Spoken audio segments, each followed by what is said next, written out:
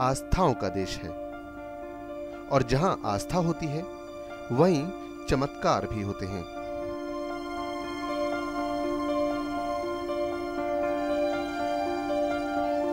ऐसे ही कुछ लोग एस्ट्रोलॉजी में विश्वास रखते हैं और इसे साइंस मानते हैं।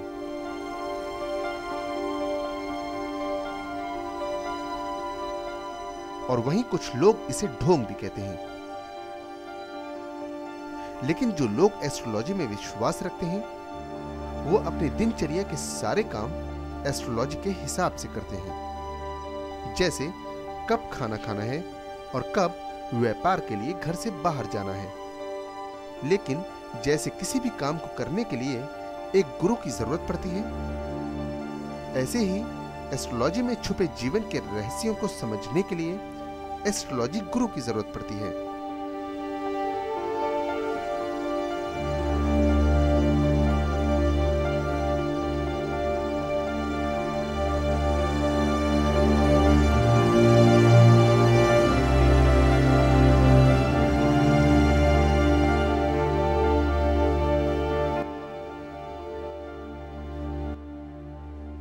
नमस्कार, मैं हूँ एस्ट्रोलॉजर नितिन व्यास।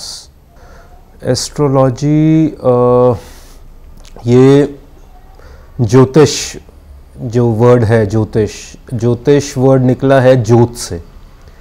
ज्योत का मतलब है अंधेरे में किसी को ज्योत दिखाना।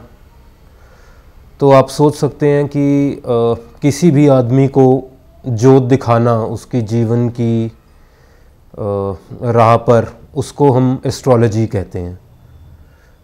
ज्योतिष का मतलब सिर्फ इतना है कि हम किसी आदमी को उसकी लाइफ में डायरेक्शन दे सकते हैं। कई लोग ये सोचते हैं कि हम ज्योतिष में पता नहीं क्या मैजिक करते हैं। मैजिक वाली कोई बात नहीं है।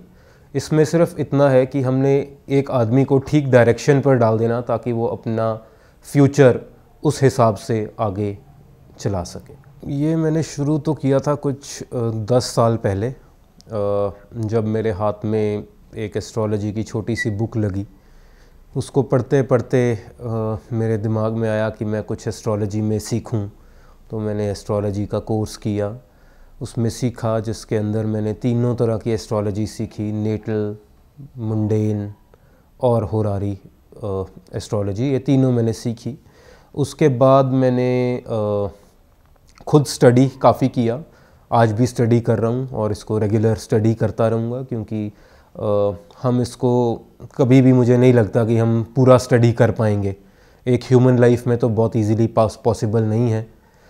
तो मुझे लगता है कि इस पे निरंतर हर रोज़ स्टडी की ज़रूरत है, जो हमें करनी भी चाहिए और मैं कर रहा हूँ।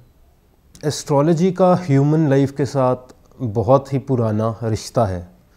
ये अभी तक तो हम कुछ कह भी नहीं सकते ये कब से ओरिजिन हुई है, और इसमें हर तरह के लोग इसमें विश्वास करते हैं। चाहे साइंटिस्ट कह लीजिए, साइंटिस्ट के अंदर हम अगर नाम ले लें तो आइंस्टाइन, ये भी एस्ट्रोलॉजी में विश्वास रखते थे और ये बहुत बड़े साइंटिस्ट और एस्ट्रोलॉजर थे। अगर हम बड़े बड़े डॉक्टर्स की बात कर लें तो जिसको हम ये भी कहते हैं कि एलोपैथी के किंग हैं, वो भी यही कहते हैं कि एक डॉक्टर असल में डॉक्टर नहीं है जब तक उसको एस्ट्रोलॉजी नहीं आती। मैं इतने डॉक्टर्स के साथ मिला हूँ जो हर बारी अपने पेशेंट्स को ये कहते हैं कि अगर आपने दांत का ट्रीटमेंट कराना है या कोई ऑपरेशन कराना है तो आप जाके एक बारी एस्ट्रोलॉजर से डेट ले आइए, ये चेक करवा लीजिए कि कहीं साढ़सती तो नहीं चल रही। तो कहीं ना कहीं इसका रिश्ता हम सब बिलीव करते हैं होता है, पर कई लोग इसको मानने से इनकार भी करते हैं। हम छोटी से छोटी चीज़ों को भी देख सकते हैं। कई बारी हम ये देखते हैं कि किसी दिन कोई काम नहीं बनता और किसी दिन सारे काम ना चाहते हुए भी कुछ ना हम करना चाहें तब भी बन जाते हैं। तो कहीं ना कोई कनेक्शन है जो बियॉन्ड हमारे कंट्रोल भी है और कहीं ना कहीं हमारी जो आसपास की एनर्जीज़ हैं उनके साथ लिंक्ड है।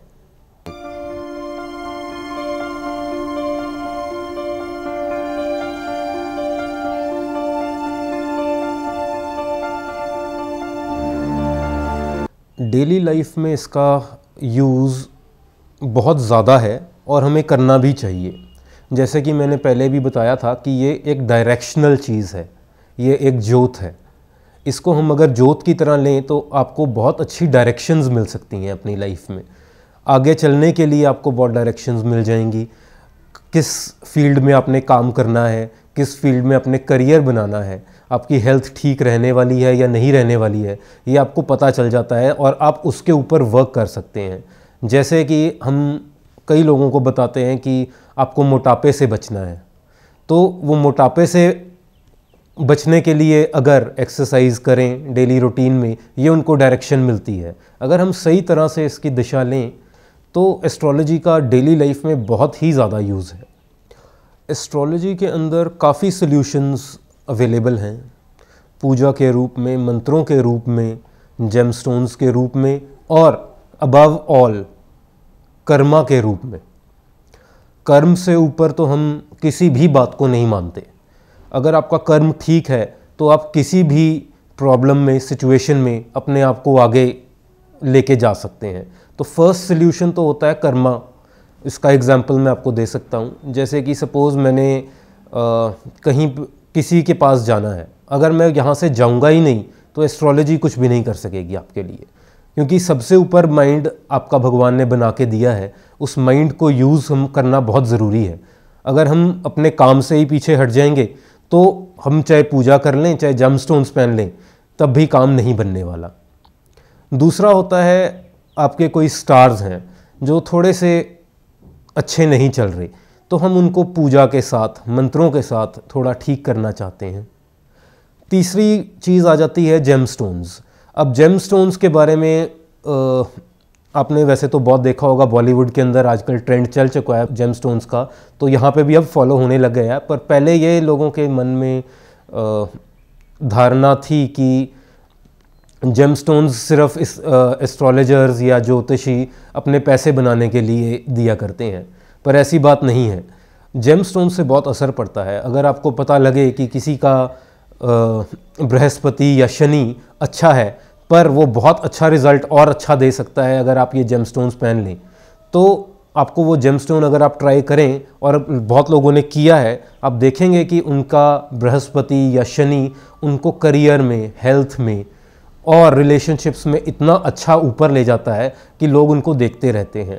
अमिताभ बच्चन जी का तो सबको एग्जाम्पल पता ही है, नीलम पहनने के बाद उनके साथ क्या हुआ। करीना कपूर जी को आप देख सकते हैं, उन्होंने पुखराज पहना हुआ है और मूंगा भी वो पहनती हैं। ऐसे हर तरह के हैं। अब तो शाहरुख खान भी जेमस्टोन्स पहनते हुए देख लेंगे, उन्होंने भी अपनी सबसे छोटी उंगली के ऊपर पन्ना पहना हुआ है। तो कहीं ना कहीं ये उनको इसलिए पहनाया जाता है क्योंकि उनको गुस्सा बहुत ज़्यादा आता है और वो स्टबॉर्न हो जाते हैं, ज़िद्दी बन जाते हैं। तो कहीं ना कहीं हर कोई इसके अंदर बिलीव ज़रूर करता है।